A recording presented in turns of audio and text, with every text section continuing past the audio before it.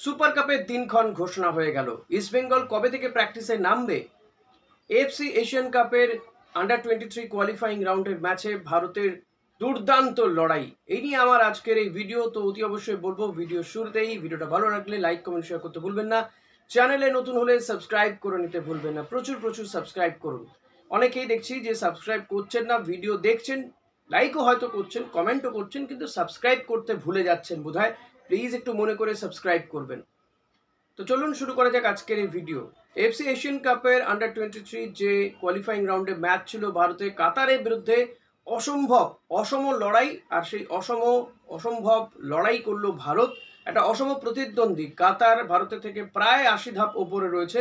তো এহেন একটা টিমের বিরুদ্ধে ভারতের মরণপণ লড়াই। ভারত এক গোলে দীর্ঘক্ষণ ড্র করছিল। ম্যাচটা ড্রই হতো যদি না রেফারি ওরকম অসম্ভব একটা, মানে কি বলবো, ভারতের সাথে কাতারের ম্যাচ হলেই দেখেছি যে কাতারকে টেনে খেলানো হয়। ভারতের বিরুদ্ধে কেন যায় রেফারিং আমি জানি না। গতকালও যেটা পেনাল্টি দেওয়া হলো ওদেরকে, এমনকি ভারতের ডিফেন্ডারকে রেড কার্ড দেখানো হলো, সেটা পেনাল্টি হয় বলে তো আমার মনে হয় না। বিশ্ব ফুটবলে কোথাও এই ধরনের পেনাল্টি হয় বলে মনে হয় না। আর অন্য কারো, মানে এই এই জাজমেন্টটা ঠিক না ভুল, ভার বা কিছু নেই বোধহয়, বা কারো অন্য কোনো সহকারী রেফারির কোনো মতামত নেওয়া হলো না। স্ট্রেট পেনাল্টি দিয়ে দেওয়া হলো। মনে হচ্ছে রেফারি অপেক্ষা করছিলেন কখন একটা এরকম পজিশন আসবে আর পেনাল্টি তিনি দিয়ে দেবেন।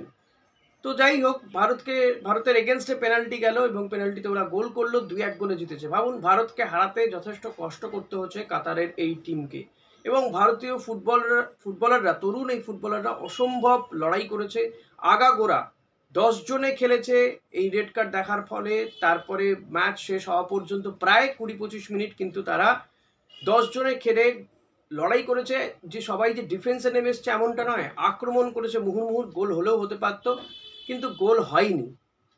এনিহাও ভারত এই গ্রুপের থেকে, মানে কোয়ালিফাইং করার পজিশনে এখনও রয়েছে। লাস্ট ম্যাচ ব্রুনেইয়ের বিরুদ্ধে, ব্রুনেইকে প্রচুর গোল দিতে হবে, তাহলে একটা হয়তো চান্সেস থাকবে রানার আপ হিসেবে যে কটা টিমকে নেওয়া হবে।